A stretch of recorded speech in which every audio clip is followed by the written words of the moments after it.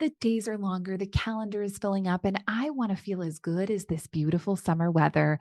That's why I've been loving Groons. It's one daily pack of gummies that covers my greens, vitamins, and minerals, and even has 6 grams of prebiotic fiber. So I don't need to juggle a complicated wellness routine on top of everything else. They taste amazing. They're easy to toss in my bag on the go. Plus, they're vegan, gluten-free, and HSA, FSA eligible for reimbursement. Save up to 52% off with promo code podcast at Gruns.co. That's code podcast at GRUNS.co. Hi, everybody. This is Dawn Mitchell, and welcome to Dawn of Sports.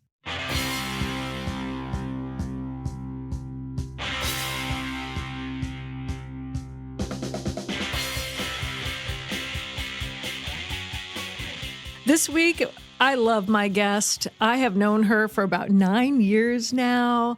An amazing, smart, as I say, the kindest, smartest, most down-to-earth woman that I have met.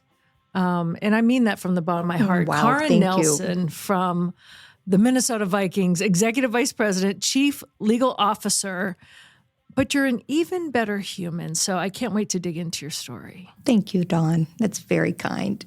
This is Dawn of Sports. We're coming to you from the Aquarius Home Services Studios. Our producer today is Alex Haugen. Best way to listen to this show or any of the shows you like at TalkNorth.com as we grow. Subscribe to your favorite podcast app. It's free. It's the easiest way to listen. I want to thank our sponsors, Rudy Luther Toyota, Minnesota Masonic Charities, and Natrium. And this is just another great example of the powerhouse women that Dawn has on the show. The show isn't always about women, but when it is, it's about great women. Should always be about women, by the way. Because women do make the world go around, Jim. Well, you think even I'm going to when it's about great men, the women are behind you think them. I'm going to argue with you? Right. Well, Karin Nelson, if you have not heard of her name, you have seen her fingerprints all over the Minnesota Vikings. And I just have to say that I'm so excited to welcome you on the show. When you look at your title, people kind of get like, wow, like Executive Vice President, Chief Legal Counsel, Minnesota Vikings. People start like it. And I say, you know what? If you want to find a kinder, nicer, smarter, and funny, like you're like the total package, but like on steroids, Karin. I mean, I love it. So do people sometimes look at you and be like, oh my gosh, you're beautiful and you're so much nicer than like your title was intimidating? I think that people expect, because of the title, they expect a different kind of personality. I think that's fair to say. And I understand that, right? I'm not mad about that. Sometimes I think my job is to kind of break down sometimes those barriers or misperceptions that may come because of a title. But I think at the end of the day, all of us with titles like that or have perceived big jobs in sports, we're also doing a whole bunch of little things, detailed things that you might not expect for someone with this kind of title. Well, let's start with the big stuff that we do expect, because it comes with this huge, and Jim, you know this, there's like this big balloon of legality that surrounds the NFL. And to be in charge of that, if you just look at it in totality, you might be like, oh my gosh, I don't know if I can handle that. But when you break it down to, like you said, people and how do I deal with them and what is the best legal course for the Vikings? When you do that, when you break it down in chunks and dealing with the NFL, which is its own different world, what is the best thing that you like about it when you kind of dissect it down? Yeah, that's a great question. I mean, I think first I'm going to say when you talk about, the chunks of the work, there are very distinct parts. So I think I'm going to just mention those first and then maybe dive into some of my favorite things. So the NFL itself, right, is a great. So, a part of what I do, of course, is trying to ensure that we're in compliance with the NFL has a lot of rules, regulations, policies, expectations, and I feel a personal sense of responsibility to make sure that we do our very best to be in compliance with that. And a part of that is having a good relationship with the people at the league office that I work with most often. It's sometimes being the person to push back sometimes when the league may say yes or no, or you need to do things a certain way. Sometimes it's, leveraging those relationships to say, look, we did what you wanted us to do last time. We really think we need to do it this way this time. So I'm sometimes that voice behind the scenes, Right. doing that kind of thing. But I think I take compliance really, really seriously, whether that's compliance with league rules, whether it's compliance with state and local laws and regulations, or on the federal level. And during COVID, of course, that was a big part of Enormous. Oh boy, that was a bear. We could do a whole show on that, but hopefully we don't have to deal with that anytime again soon. But then there's the kind of the day-to-day legal kind of thing. So if you put compliance to the side, football is also a big business. Of course, it's of course what we see on the field. I'm a massive fan. I've been a fan my entire life of this team. And so there's the football side, but NFL is big business, as everybody knows. And there are a massive number of agreements and contracts that must get done every day, every week, every month. And I have a spectacular team that I work with at the Vikings who ensures that all of that gets done so we get the business side of things done.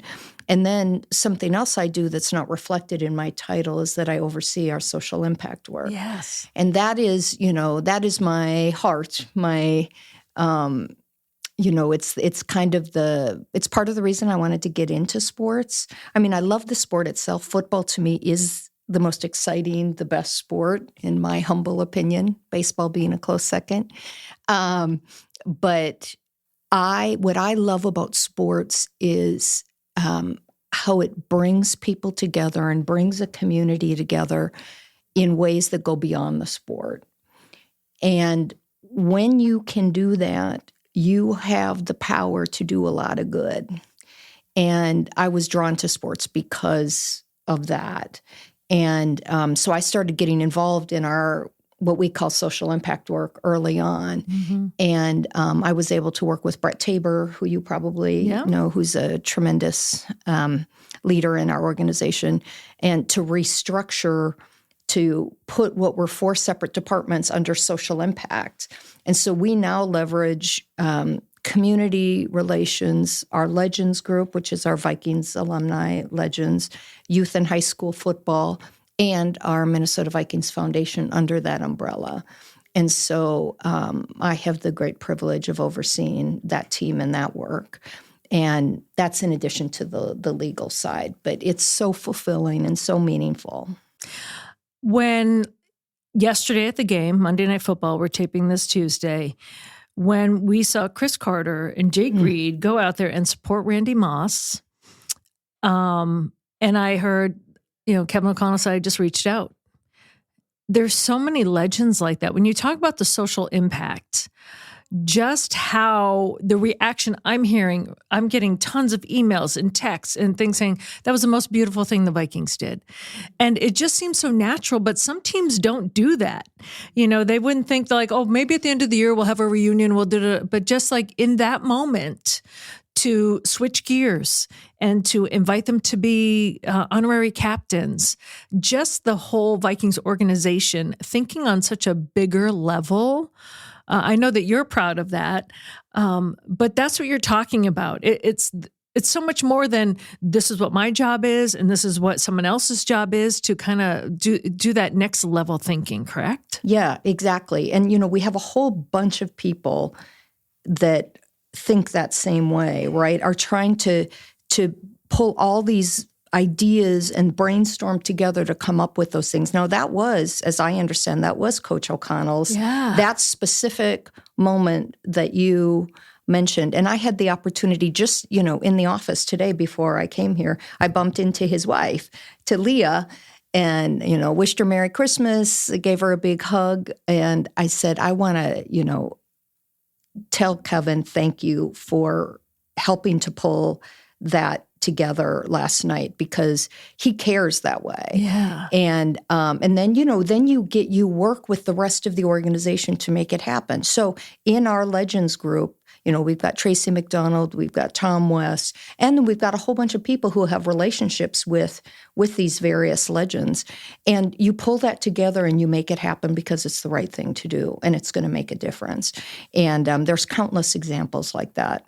So I feel so lucky to be able to be a part of that. And the legends in particular, for someone like me who grew up watching, I learned football by watching the Vikings team play and watching it through, a team that was coached by Bud Grant, watched players like Alan Page and Jim Marshall and Carl Eller, and to learn, how that part of the game should be played. I could tell by the way my dad, how he just respected Bud Grant so much. Mm-hmm. And, you learn things I learned things about my dad, like, oh, this is what a good leader is. This is what he values. But I learned the game of football that way. And so now to be able to, at halftime last night, I was sitting with Carl Eller and Molly, and I was talking to Chuck Foreman, checking in with him. I'm getting texts from Jim Marshall's wife, Sue, during the game. To have these kinds of relationships with these true Viking legends who really, we stand on the shoulders of these guys. That is, if I had to pick one thing that has just been so personally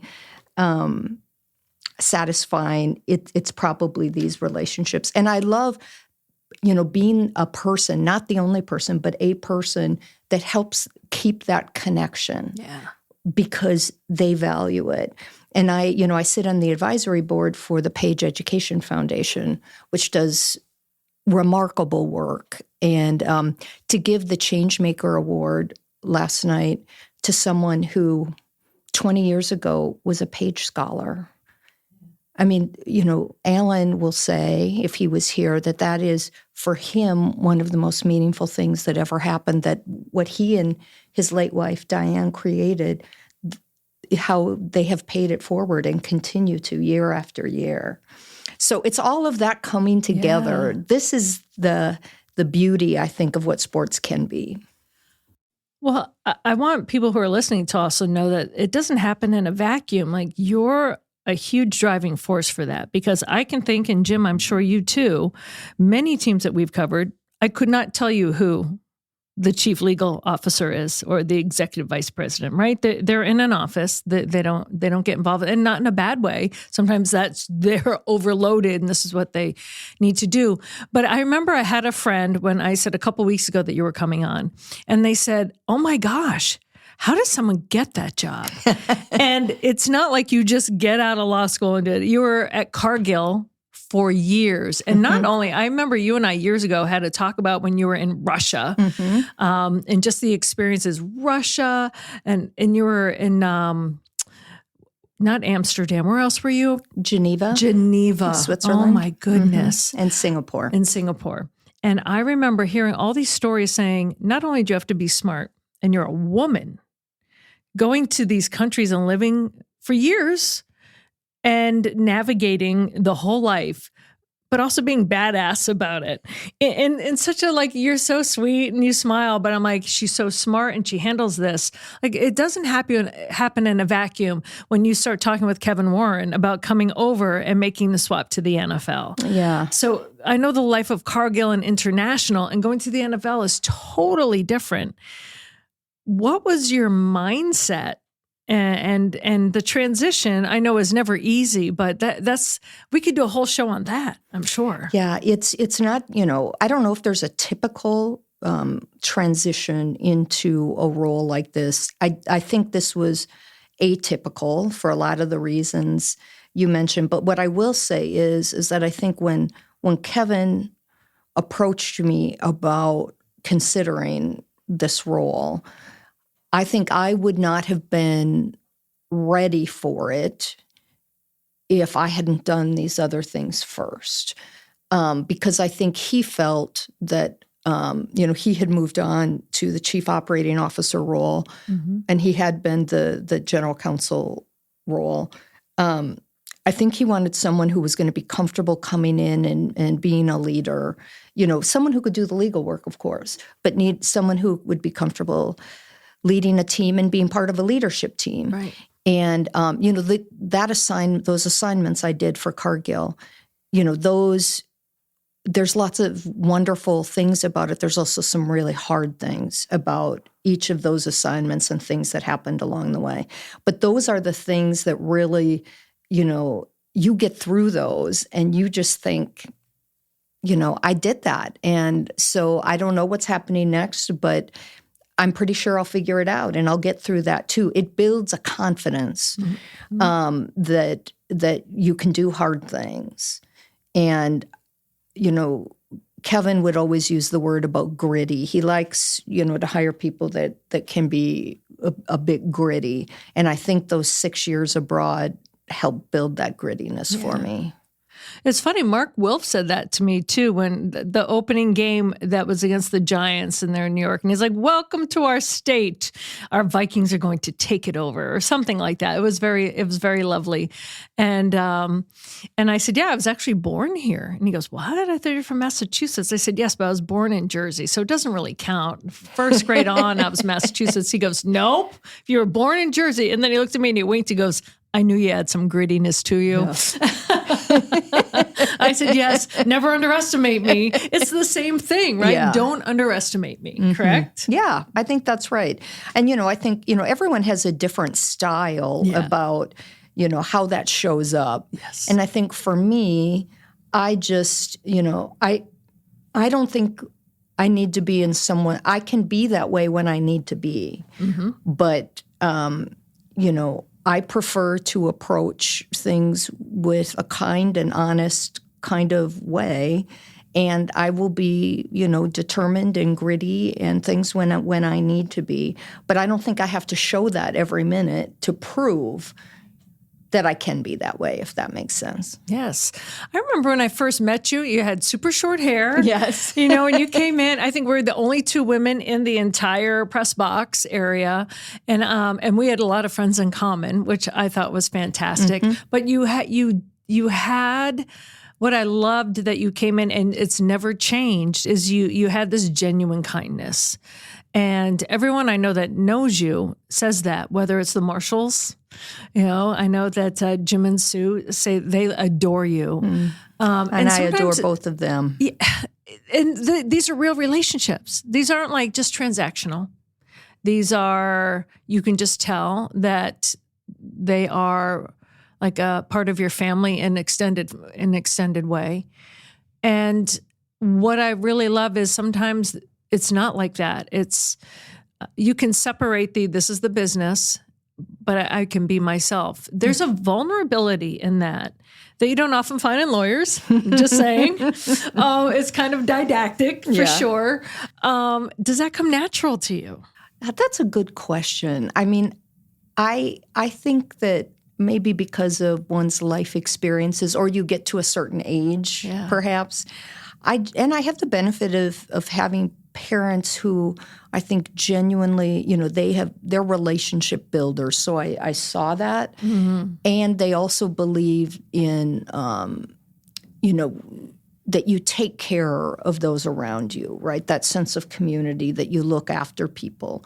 And I think that definitely was a piece of it. But for me, it's really, I just think life is too short to not approach it that way. Yeah.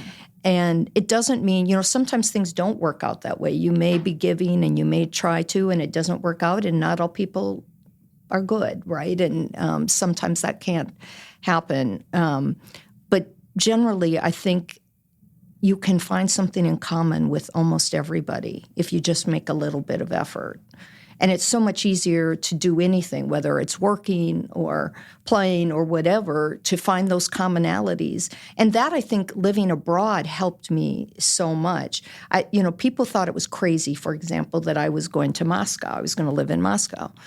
And I didn't know for sure how long I would be there, but it was going to be probably up to a year. And I was a little nervous, too. At first, I said, I'm not doing this. But then I went to Moscow to visit quickly, and I saw how it was probably going to be a good thing. Just the stereotypes that people had of the, friends or family or whoever had of the Russian people. And of course, it's just like any stereotypes or generalities. Not everybody, in fact, most people there weren't. Yeah. The people I worked with there, almost all Russians, were incredibly kind and gracious with me. And so I think all of those experiences, you deal with people with different languages, different cultures, and that just, I think, frees your mind so much. And it allows you to, I think, just develop and be open to developing more relationships. And I was there by myself. Yeah, that's what I'm saying. It would have been a very lonely existence if I wouldn't have done that. The language barriers, too, make that a bit difficult, but you find your way.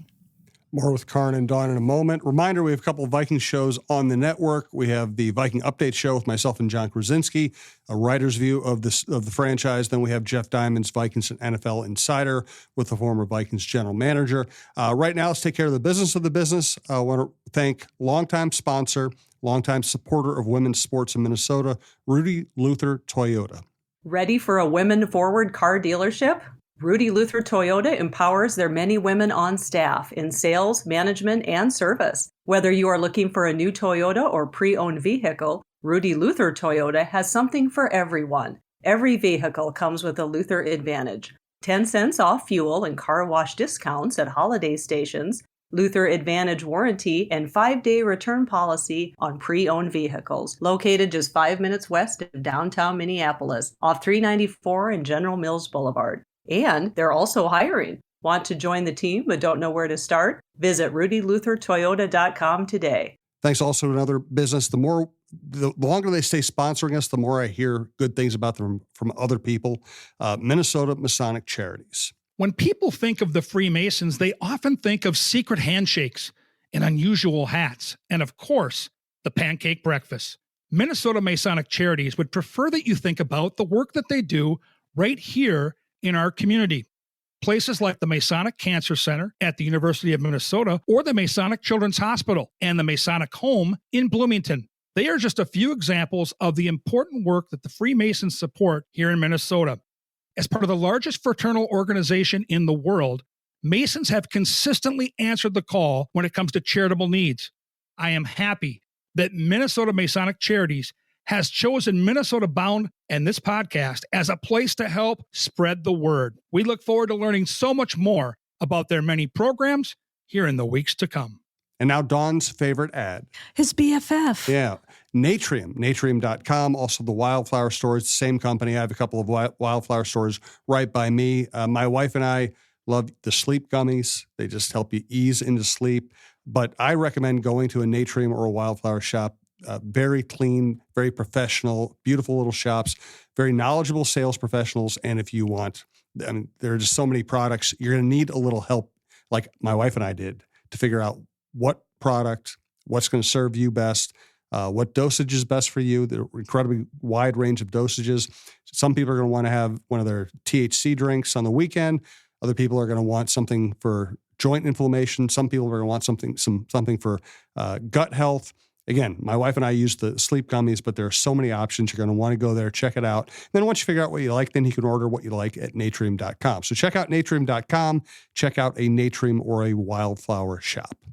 I'm trying to come up with a nickname for you. Like, should I call you Wildflower or Nate? Because Nay is already taken my friend Nadine Babu. I call her Nay. Like, I got to come up with a nickname for you. I'll think of a list of nicknames I will not accept. Then I'll let you take it from there. That's fair enough. Fair enough. Well, Karin, one thing I really wanted to ask, people ask me this all the time. So to be a woman in a man's world, sometimes when people ask me that, I roll my eyes because I'm like, well, I don't know what it's like to be a male in a male's world. So I can only tell you about my experience. But the deeper you're into it, you get the generalities of what people are meaning or trying to get to. So, and everyone that listens to the podcast knows I was raised, I have no sisters, 4 brothers. My brothers were amazing. They still treat me like the best person ever. They open doors for me. They are just fantastic. My dad was a great supporter of women after he figured it out, there's a different generation. Oh, okay, if you want to rake the leaves and not clean the dishes, go ahead, And my mom was a strong woman, but in a quiet way, which I love. She was smart and she was strong. So I've just decided I'm going to navigate this world my own way. I will not alienate men because I was supported by men. I'm not going to be all men are dogs. I hate those people that think that way. But for you, when you have to go from the corporate, from Geneva, Moscow, all the worldly places. Now, the NFL is going worldly, so that's great. Yeah. What was the hardest transition for you as a woman, perhaps, in a male-dominated field? Because now it has changed in the past 9 years or decade. I look around the press box and I see it used to just be me and the women who were serving the meal. And that always kind of secretly made me mad. Well, I think about when I first joined the team, probably for the first 3 years, I traveled on all the away games. And I can remember those flights because it was the flight attendants and me. Yeah. And if you didn't travel with the team. Not yet. We travel on commercial. That's right. So sometimes, and the flight attendants were so happy to see me because there just weren't other women on this plane. And I remember that was a shock to me. The first time I got on that plane or being on the bus, the bus to the plane.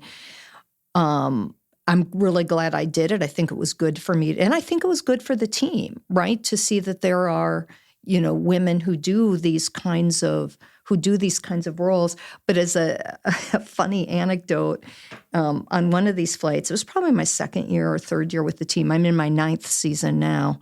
I had gotten up to get something. And, they have so many snacks on these planes, right? Yeah. All healthy snacks mostly. But I had gotten up to get a snack.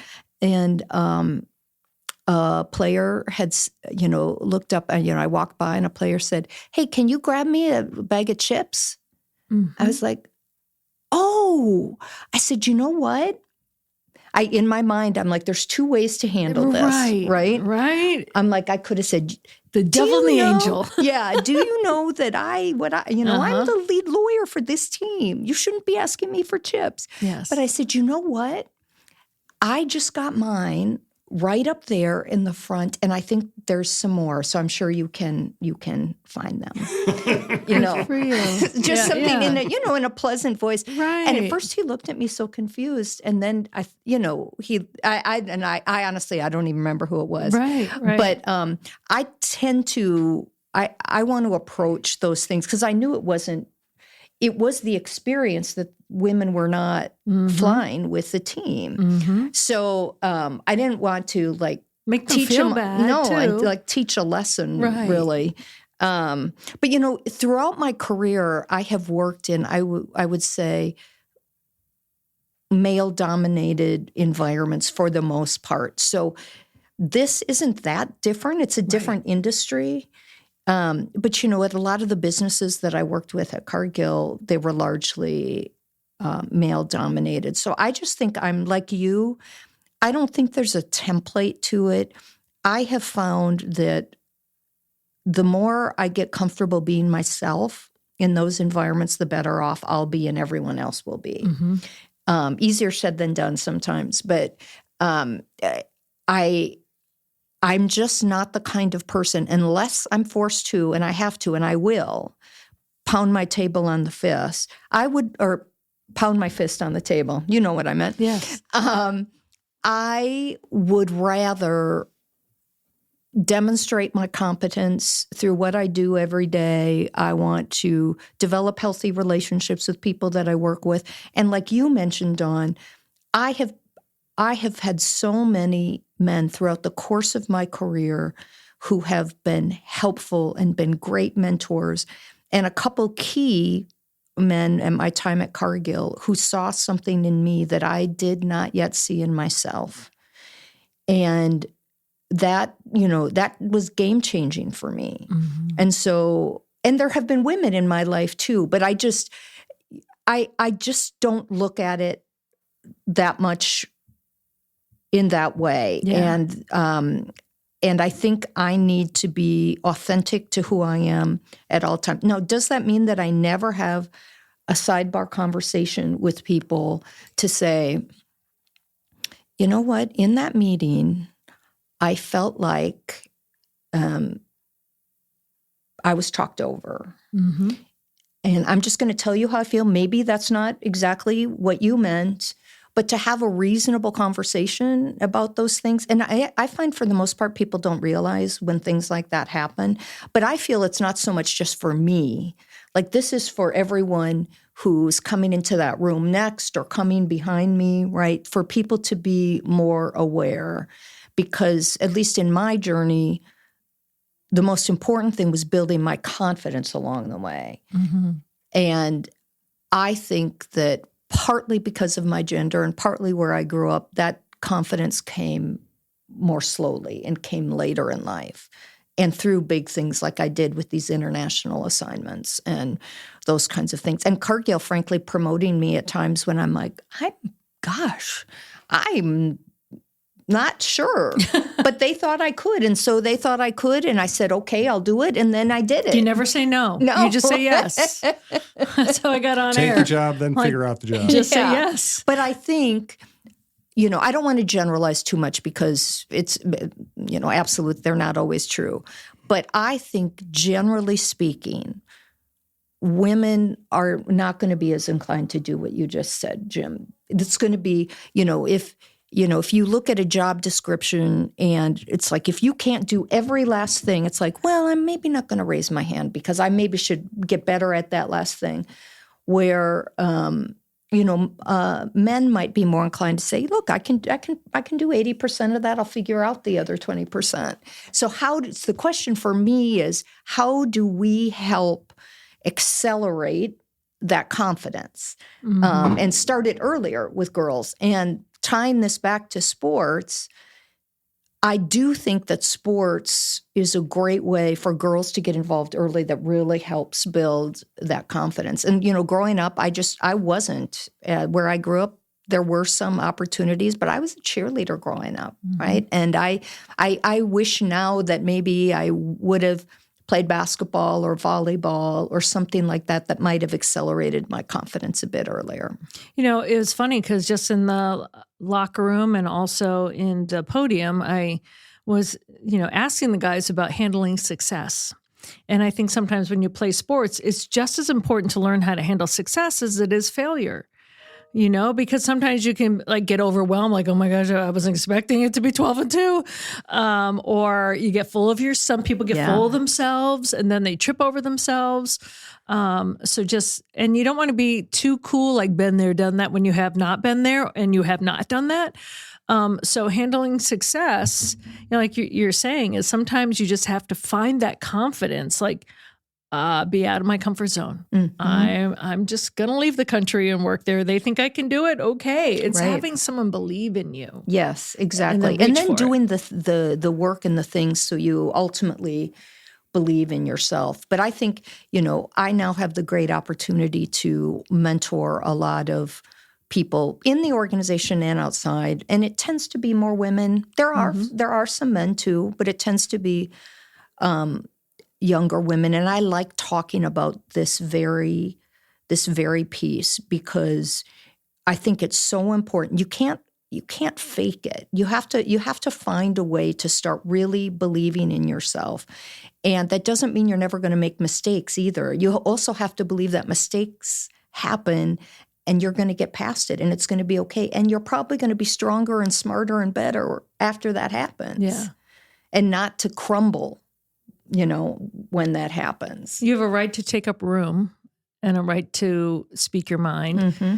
But also, when I have interns, your story reminded me of this one for me. When I was behind the scenes at WCCO Radio, I was a producer, and I was thrown into that role because Tom Corelli, who's now at the NBA, he left. And they're like, okay, I was producing like a radio show for Craig Mustard, if anyone knows that name. So it was this radio show. I'm like, oh, I'm now in charge of the Celtics radio network. Like, what?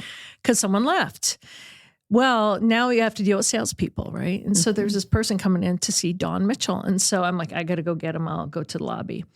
And I said, hi, nice to meet you. He goes, hey, honey, could you grab me a cup of coffee? As I'm like going to meet this guy, And I said, sure. Because I wasn't thinking like you can grab it yourself, because he couldn't. I had to. And he goes, yeah, just 1 cream, 2 sugars. He goes, and he said, I'm waiting for Don Mitchell. He'll be out here in a minute. And I was like, oh, he thinks it's DON. Oh, okay. And I didn't know, like, he's a salesperson, and I don't know how much money was going to be spent on the radio network. Yeah. And also he wasn't being mean. Like, he wasn't being like, hey, sweet. He wasn't being rude, but just kind of like, could you run along and get me a coffee? Those are exact words. I remember that. And so I brought it back. And I said, would you mind? I'll be right back in a second. He goes, oh, he's running late. And I go, I'll just be back in a second. So I got back, got what I need to, and came out. And he's like, hi. And I go, hi. I said, I'm Dawn Mitchell. And the look on his face, because I didn't I'm Dawn. I wasn't rude, know. And then he was tripping over himself and uncomfortable the rest of the way. And then I'm like, no, I'm not going to try to make him feel better. But, then I introduced him to the sales staff and let him go on his merry way after I had my meeting with him. But then that's when I realized, you know what, Dawn, you can't be surprised. Like, Dawn sounds like Dawn. Like, I can't tell you how many times Starbucks spells my name DON. But the run along get coffee, I was like, oh, that was my perceived role until he knew better. And then he was wonderful to me anytime he came in after that. And he even thanked me, like, thank you for not, making me feel horrible about it. He went home and beat himself up about it, I'm sure. Yeah. But there are times, and when you said, the fist on the table, I tried to do the velvet hammer. Yeah. Sometimes you just have to hammer on that pink pig, holidays coming up. But, some people said, you'd rather be a bee than fired. And I go, yes, if it gets to that point, just don't push me. But sometimes you just have to flex that muscle. Yeah, that's right. I mean, I think as women, I feel like we tend to be more aware of that and more self-conscious about it, because I think we sense that not everyone's comfortable when we need to do that or have to do that, and that somehow will be in conflict with who we're perceived to be. And I just, we're like anybody. You have a range of actions and emotions, and you hope to use them in the appropriate way. But it shouldn't be shocking if I need to be firm. And it shouldn't also be shocking at the same time that I choose to approach life with kindness, right? They both can be true. When you look at how the Vikings are now, with Kwesi in there and Kevin in there, and I don't badmouth the other iterations of Mike Zimmer. I liked Mike. I got along with Mike. Totally different personalities, different style, but there's also, we're in a different time of life, I think, where you get these younger athletes that need a different way. And I hear it from everyone. People who've covered the team for a long time, Jim, you and myself, and some newbies, that this is like the nicest team. Like, they're good. Not like we've got, these sweet little boys running around. No, these are men playing a tough game, but they're good, kind men. Like, there's not a bad person in the locker room. I think it trickles down from the top after all these teams that I've covered in my life. I said, you go in there and you enjoy talking to these guys, even when you don't have to.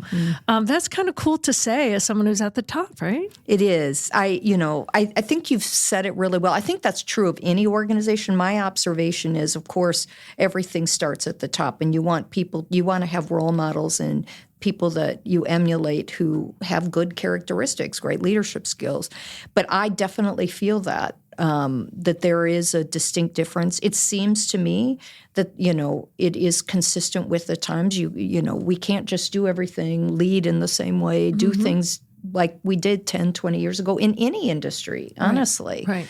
But again, like we were talking about before, it is possible to be kind, caring humans and to have high expectations.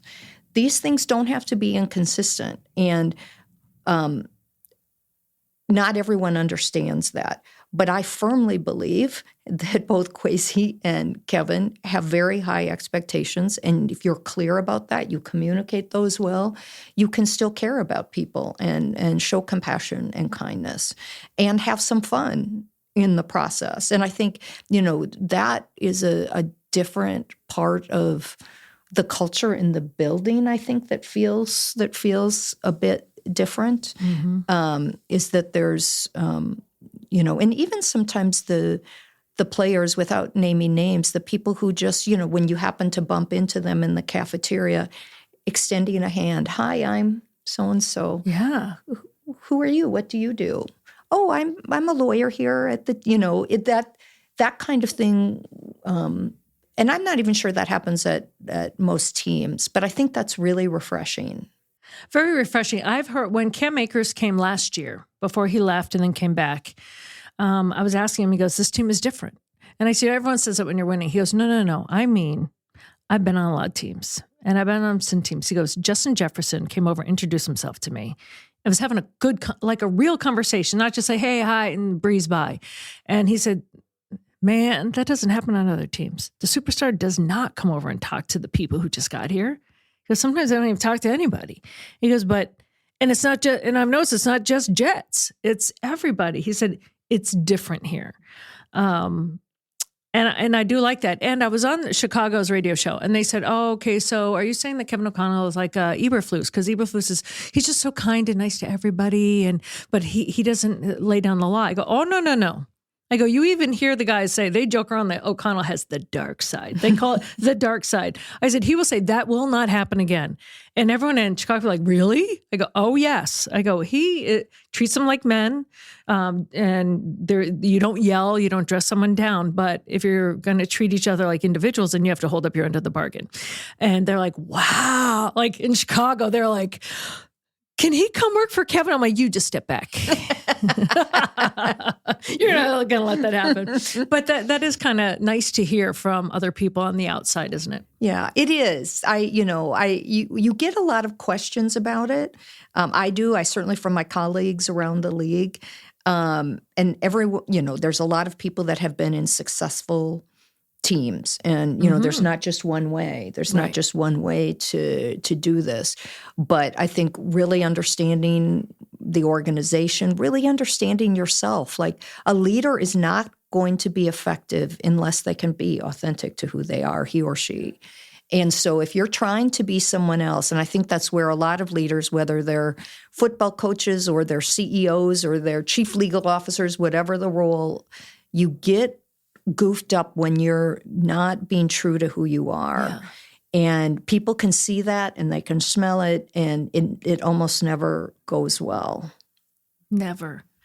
And that was some of the, as an aside, some important feedback I got years ago that really helped me to grow. It shows the importance of, people being honest with you about when you may be stumbling and learning from it, but saying, "Karin, I feel like you're trying to be a leader like my boss at the time, rather than we feel like there's two different versions of you. There's you when I'm talking one-on-one and when you're in small groups. When you're doing the big stuff, we feel like it's not you anymore."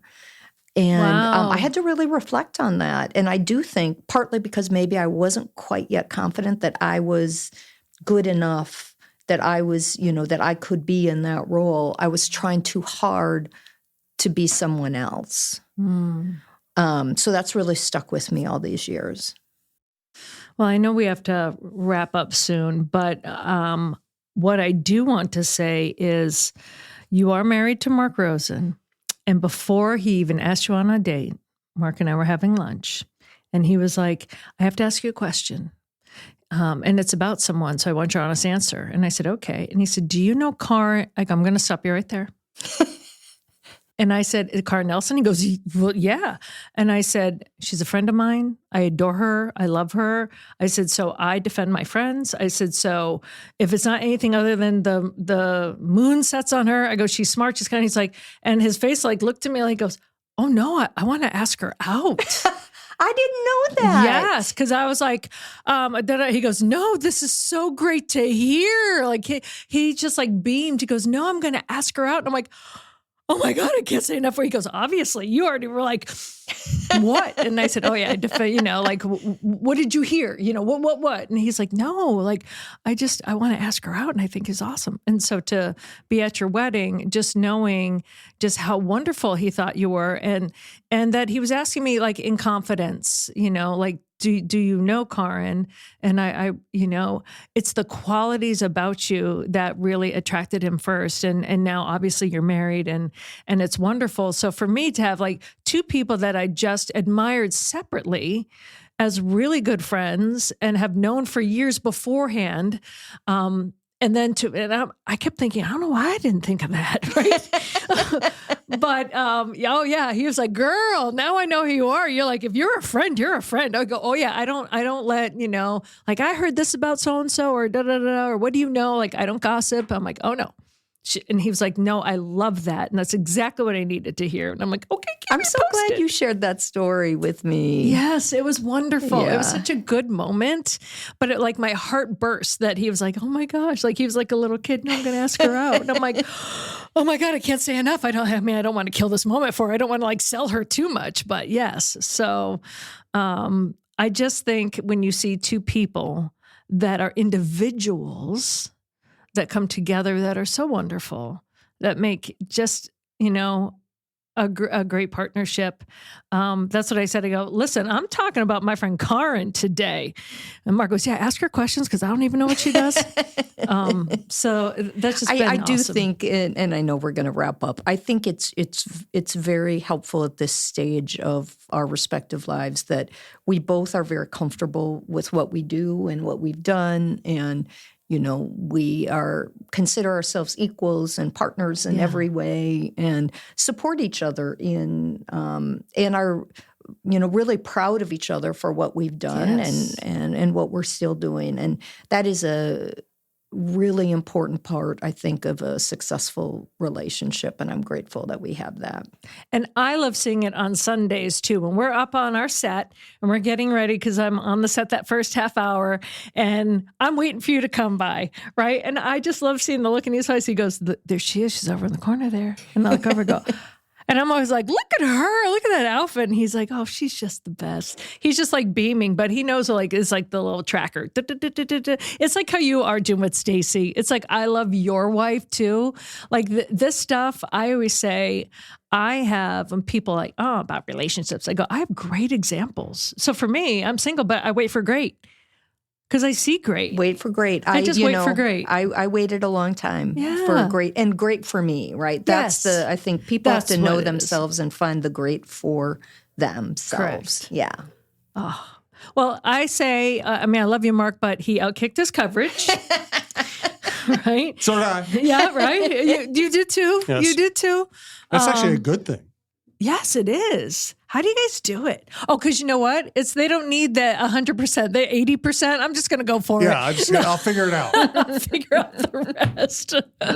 Karin, will you come back? I would there's love so much to. we're just scratching the surface. Like it's just such an really, amazing and season. I just want to say it's a true honor to be here with all of you. It really is. I think so highly of you, and it's fun to talk about these things, and I hope it's helpful to others. Yes, I want other women to know, like, wow, I just don't have to go to law school or whatever. Or you can. But if if there's something more, there's so many different jobs. I bet when you first started, oh, by the way, a little shout out, because you went to Mankato undergrad and then Iowa for law school. Right? Yes, correct. And worked 3 years in between as a CPA, if you can believe. So that's before you went to litigation, right? Yes, exactly. And then Seattle, and then here. I mean, the moral to the story is, anyone listening, you have to put in the work, and you have to be honest to yourself.